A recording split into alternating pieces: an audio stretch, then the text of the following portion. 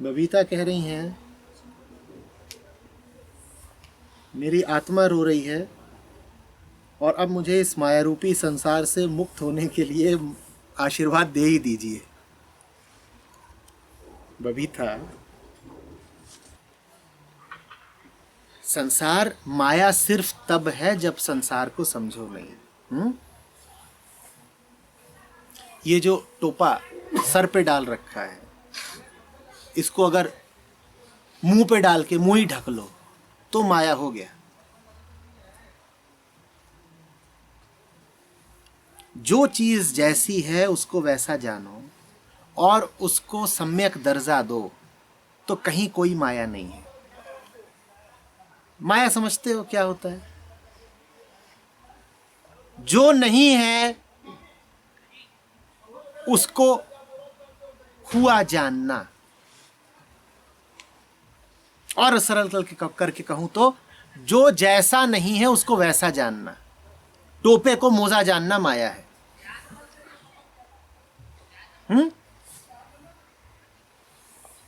Muffler को फांसी की तरह इस्तेमाल कर लेना माया है।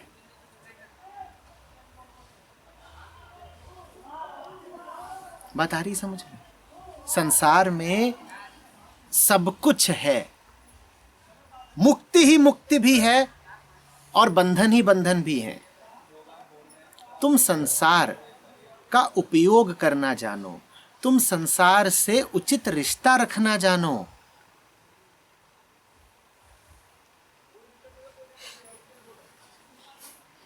माया नहीं है ये, परमात्मा खुद प्रकट हुआ है, नाच रहा है। तुम उसे पहचानो, तुम उसके रूप रंगों को जानो।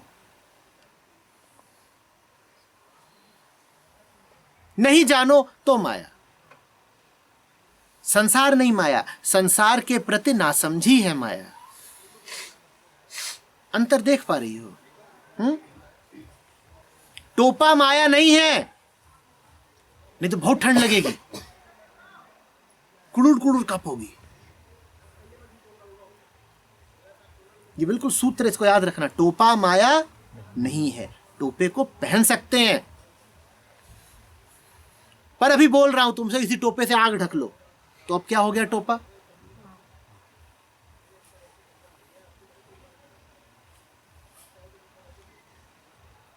संसार में बहुत कुछ है, तुम गलत जगह अटके रहो, फंसे रहो, बंधन में मुंह दिए रहो, फिर कहो अरे दुनिया मायावी है। दुनिया मायावी है? खंबा यहां क्यों है? तुम्हारे पीछे खंबा है, वो क्यों है? वो खंबा इसलिए है ताकि ये जो छप्पर है, छत, इसको सहारा दे। और तुम जाके इस खंबे में सर दे दो अपना,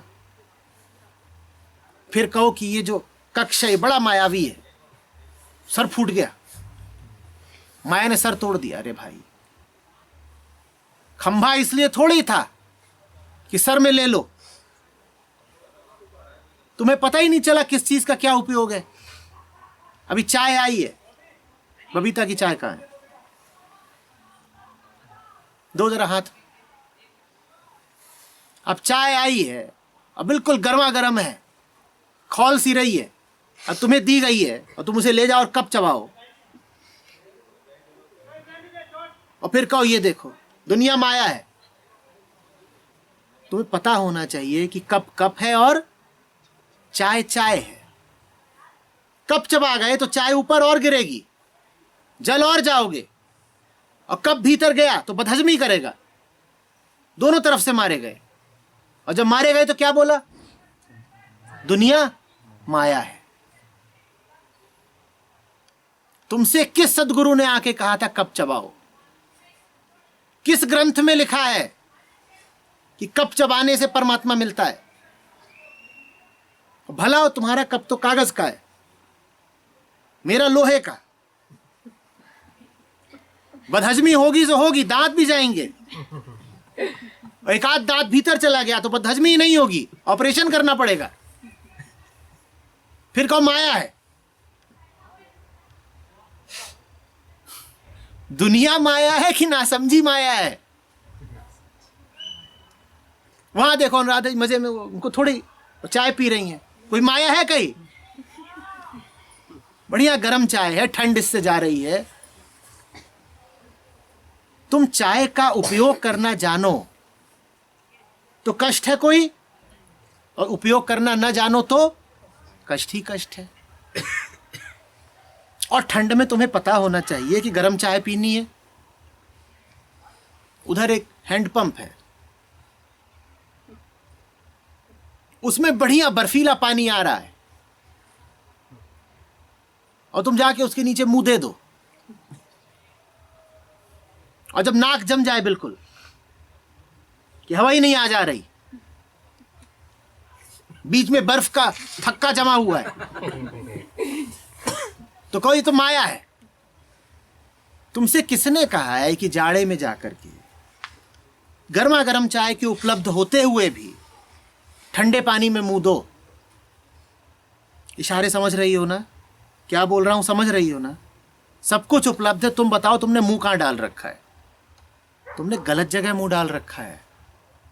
संसार में ये बढ़िया सुवाष्पित पेय पदार्थ मौजूद है, देखो कैसी बढ़िया इससे भाप उठ रही है और क्या खुशबू है, और तुम इसे त्याग करके देवी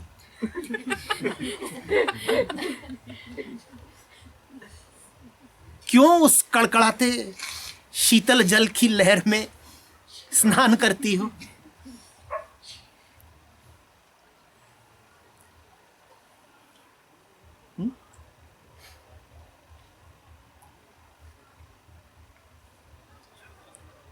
टोपा पहनो, चाय पियो, माया दूर हो जाएगी। और टोपा पिया और चाय पहनी तो माया ही माया है।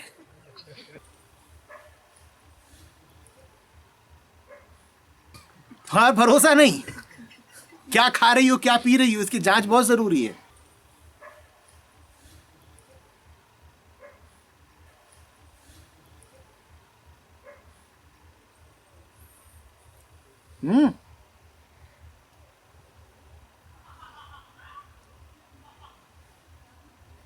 सही रिश्ते रखना जानो,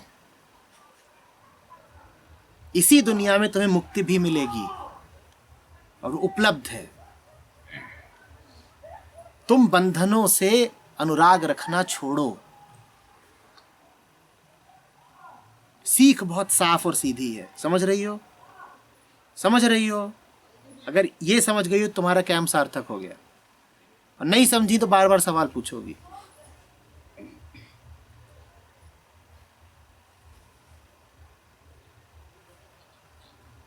पर शक्ल पे अभी हैंडपंप है। हमने कहा सही रिश्ता रखना, बात में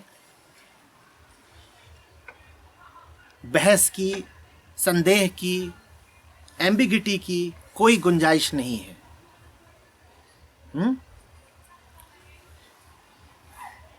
कोई ऋषिकेश आए और गंगा में न नहाए,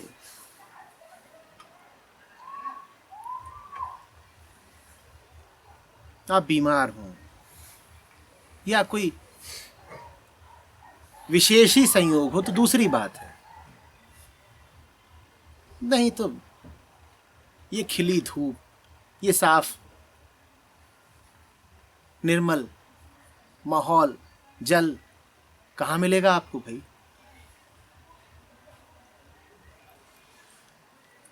अब बह नहीं जाओगे, बह भी जाओगे तो हरिद्वार में बहुत श्रद्धालु है, कोई ना कोई समेट लेगा।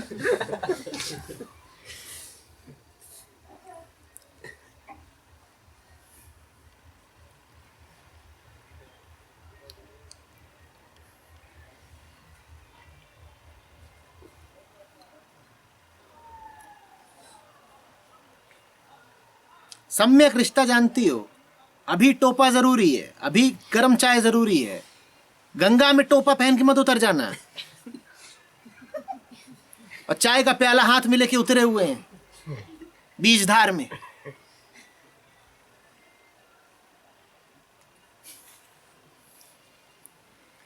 कहाँ पकड़ना है ये भी जानो, कब छोड़ना है ये भी जानो।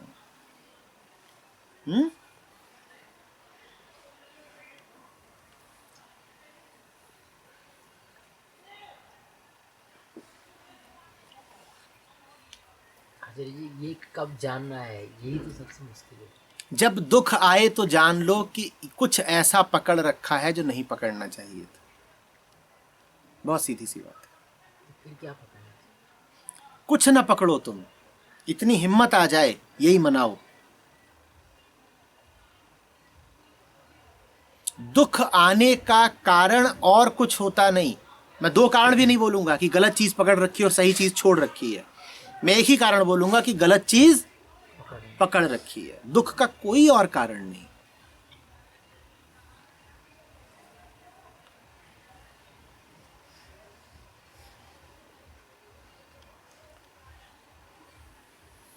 दुख लगे तो बस देखना शुरू करो ईमानदारी से क्या क्या पकड़ रखा है। उसमें कुछ ऐसा मिल जाएगा जिसके जाने का वक्त आ गया है और फिर भी तुम पकड़े बैठे हो।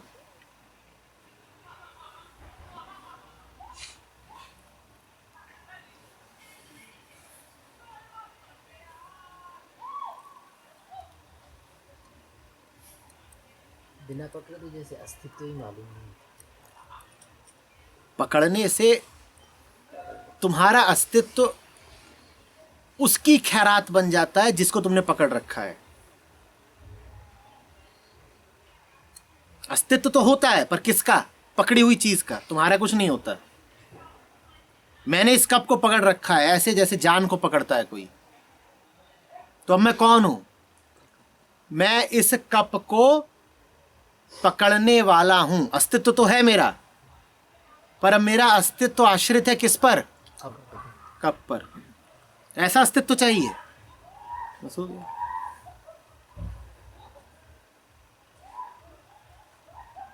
छोड़ने के बाद भी मैं कप रख दो तुम तब भी हो, और जान लो कि तुम हो। उसके बाद कप को उठाओ पूरे आत्मविश्वास से। चाय को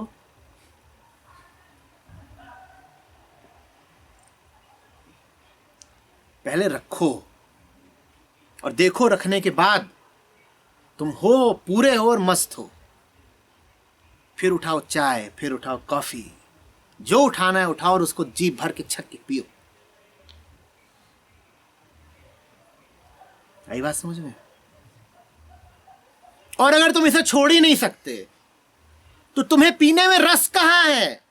अब तो पीना पड़ेगा, मजबूरी है।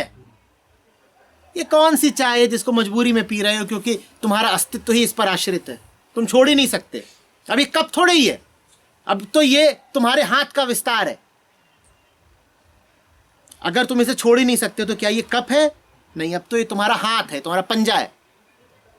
अगर तुम इसे छोड़ ही नहीं सकते तो अभी चाय थोड़ी है, तुम्हारा जीवन रस है, ये अमृत है तुम्हारे लिए। चाय तो ये तब है जब इसे रखा और फिर उठाया। जैसे बुद्ध गए जंगल और फिर शहर शहर लौट के आए। शहर छोड़ना सीखो, फिर वापस आने में मजे हैं।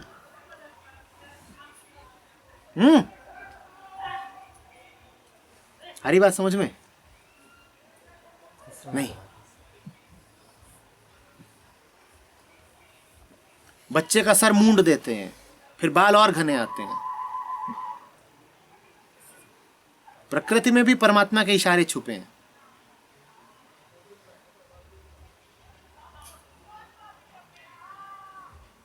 नहीं समझे क्या जी?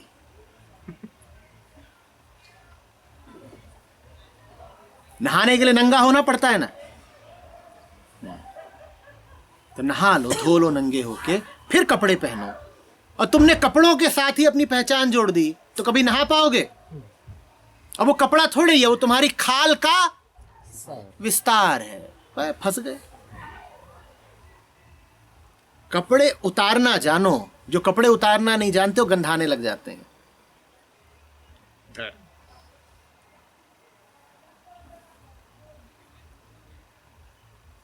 अध्यात्म कपड़े उतारने की कला है।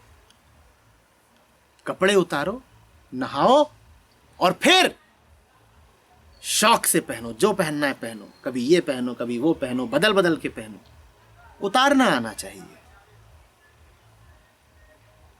जो उतारना नहीं जानता वो गंधाएगा।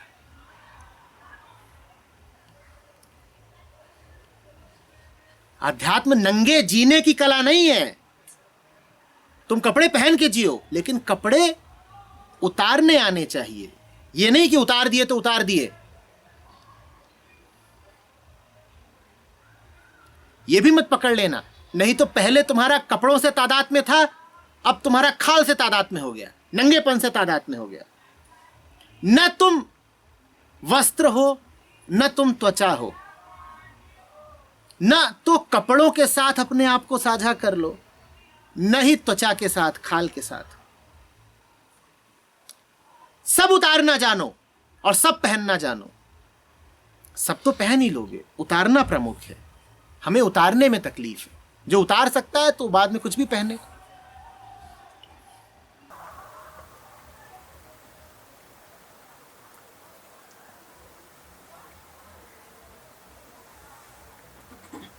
आकर्षण अगर बहुत ज़्यादा गहरा हो और पूरी तरीका से आपको जब्त में ले ले, आपको दिख तो रहा है कि आकर्षण है और शायद वो आकर्षण कुछ समय बाद उतरे, लेकिन जब तक वो उतरे आपको पूरी तरीका से लुटा दे, तो ये होने से जैसे आप कहाँ हम पूरे लुटते हैं अनुराधा।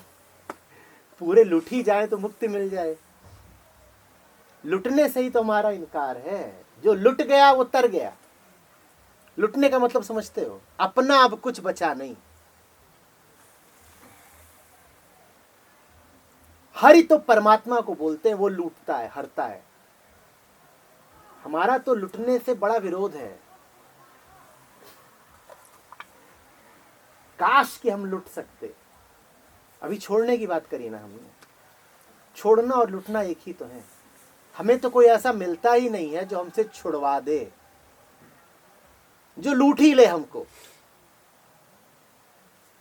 जो वास्तव में हरि बन जाए हमारे लिए। कहां कोई मिलता है?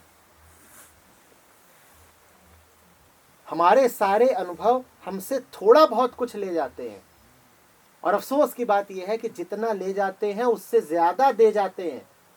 समझो, तुम कोई चोर आया, तुम्हारी सारी दौलत लेके चला गया, जानते हो जितना लेके गया उससे ज्यादा दे के गया। अब तुम बताओगी कि क्या दे के गया है? लेके तो दौलत गया है, बात साफ है। दे के क्या गया है बताओ? अरे ऐसा नहीं होता है। किसी के यहां चोरी हुए देखना, उसकी दौलत भले लुटी है पर उसे बहुत कुछ मिला है। क्या मिला है? ऐसा होता है क्या कि चोरी हो जाए सीख मिल जाए? तनाव मिला है, शिकार होने का, शोषित होने का भाव मिला है, 50 किस्म की शंकाएं और विचार मिले हैं। हम लुटते ही नहीं, हम बढ़ते ही रहते हैं। तुम्हारा हर अनुभव तुम्हें कुछ दे रहा है। आदमी के अनुभव एंट्रोपी की तरह हैं। देवेश बताएंगे क्या होती है। वो ऐसी शय होती है जो सदा बढ़ती ही रहती है, वो घटना नहीं जानती। तुम कुछ भी करो वो बढ़ेगी। अधिक से अधिक तुम ये कर सकते हो कि वो न बढ़े। उसमें जो चेंज है, डेल्टा एंट्रोपी, वो शून्य रह जाए, ये कर सकते हो। पर तुम ये नहीं कर सकते कि उसे घटा दो। मन का भी ऐसा ही है। अनुभवों के चलते वो घटेगा नहीं। तुम ये सोचो कि कोई सांसारिक घटना या कोई अनुभव मन को घटा जाएगा, ऐसा नहीं होगा। मन को घटाने वाला ऊपर परमात्मा होता है और नीचे गुरु। इनके अलावा कोई नहीं जो मन को घटा दे। कोई चोर तुमसे मन नहीं लूट के ले जा सकता। चोर आएगा, धन लूटेगा, मन नहीं लूट सकता। मन को तो बढ़ा देगा। तुम दाएं चलोगे मन बढ़ेगा, तुम बाएं चलोगे तो भी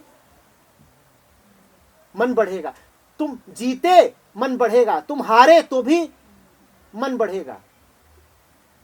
तुम पत्नी हो मन बढ़ गया, तुम बेटी हो मन बढ़ गया, तुम वधू हो, तुम मां हो, मन बढ़ गया। हर स्थिति में मन बढ़ रहा है।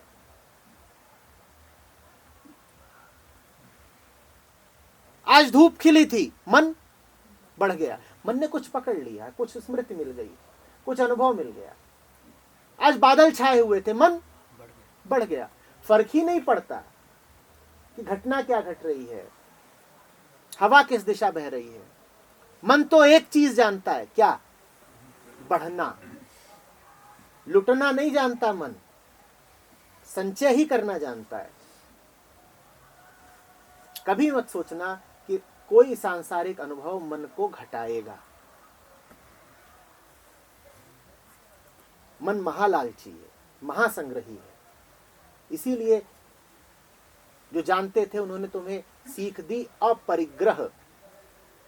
अपरिग्रह क्या है? पकड़ के नहीं रखना। ये बड़ा मुश्किल काम है। जिन्होंने अपरिग्रह कहा, साथ में उन्होंने कहा आचौर्य भी, क्योंकि वो सिर्फ पकड़ता ही नहीं है, वो चुरा चुरा के पकड़ता है। वास्तव में वो वही सब कुछ पकड़ता है जो उसका नहीं है। तो आचौर्य और अपरिग्रह इसीलिए साथ चलते हैं, क्योंकि चोरी और परिग्रहण साथ चलते हैं। चुराओ और जमा करो, चुराओ और जमा करो, ये मन का धंधा है। चुराने का मतलब समझते हो ना? वो सब कुछ पकड़ना जो वास्तव में तुम्हारा नहीं है। हमारी मैं भावना यही करती है, ऐसों के साथ जुड़ती है जो उसके हैं नहीं। इससे रिश्ता जोड़ा, उससे रिश्ता जोड़ा, धन से रिश्ता जोड़ा, पद से रिश्ता जोड़ा, लक्ष्य से रिश्ता जोड़ा, 50 तरह के विचारों से रिश्ता जोड़ा, और ये सब तुम्हारे हैं नहीं, फिर भी तुमने इससे रिश्ता जोड़ा, तो ये चोरी कहलाती है। चीज जो तुम्हारा नहीं है उससे रिश्ता जोड़ना, ये चोरी भी है और परिग्रहण भी है। मन दोनों करता है और बस बढ़ता है। लुटना हो तो उस परम लुटेरे के पास जाओ, और निराकार वो तुम्हें समझ में ना आता हो तो साकार होता है वो, कभी कबीर के रूप में, कभी कृष्ण के रूप में, कभी फरीद के रूप में।